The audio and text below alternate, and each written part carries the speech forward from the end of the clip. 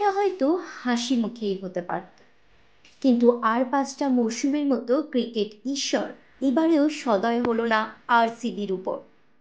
এবারেও play of থেকেই বিদায় নিতে হলো বিরাট কোহলিদের। সেই সঙ্গে খালি হাতে আইপিএলের মঞ্চকে বিদায় জানালেন ভারতীয় ক্রিকেটের দীর্ঘদিনের সৈনিক দীনেশ কার্তিক। দীর্ঘ 16 বছরের কেরিয়ারে ইতি টেনে আইপিএলের শেষ ম্যাচটি খেলে ফেললেন টিম ইন্ডিয়ার উইকেট কিপার ব্যাটার। মৌসুমের শুরুতেই কার্তিক ইঙ্গিত দিয়েছিলেন এটাই তার শেষ আইপিএল। বুধবার আরসিবি টুর্নামেন্ট থেকে ছিটকে যাওয়ারও সেটাই কার্তিকের শেষ ম্যাচ হয়ে দাঁড়ালো। ম্যাচের শেষে যেভাবে বিষণ্ণতায় ডুবলেন কার্তিক, সেই আবেগী মুহূর্ত দেখলে বলে দেওয়া যায় আর আইপিএলে তাকে দেখা যাবে না। আরসিবির হার নিশ্চিত হয়ে যেতেই আবেগপ্রবণ হয়ে পড়েন 38 বছরের অভিজ্ঞ উইকেট কিপার ব্যাটার। বিরাট কোহলির নেতৃত্বে পুরো দল গডস অফ অনার দেয় তাকে। গ্যালারিতে উপস্থিত দর্শকদের দিকে হাত নাড়িয়ে ড্রেসিং রুমে চলে যান কার্তিক।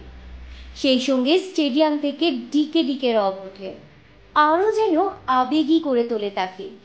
তার আগে ম্যাচের পরেই কোহলির কাঁধে মাথা রেখে কেঁদে ফেললেন কার্তিক। তাকে বুকে টেনে নিয়ে সান্ত্বনা দেন বিষণ্ণ কোহলিও। আইপিএলের মঞ্চে দেখা যাবে না ডিকেকে, জাতীয় দল থেকে আগেই বিদায় নিয়েছেন তিনি।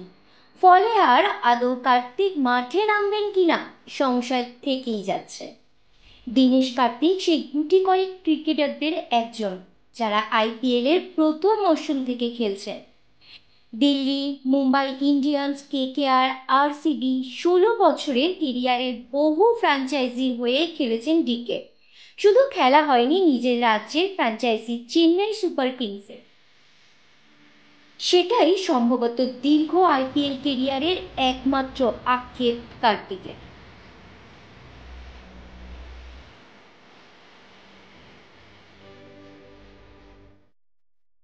আমাদের সম্প্রচারিত খবর যদি আপনাদের ভালো লেগে থাকে তাহলে সাবস্ক্রাইব করতে ভুলবেন না।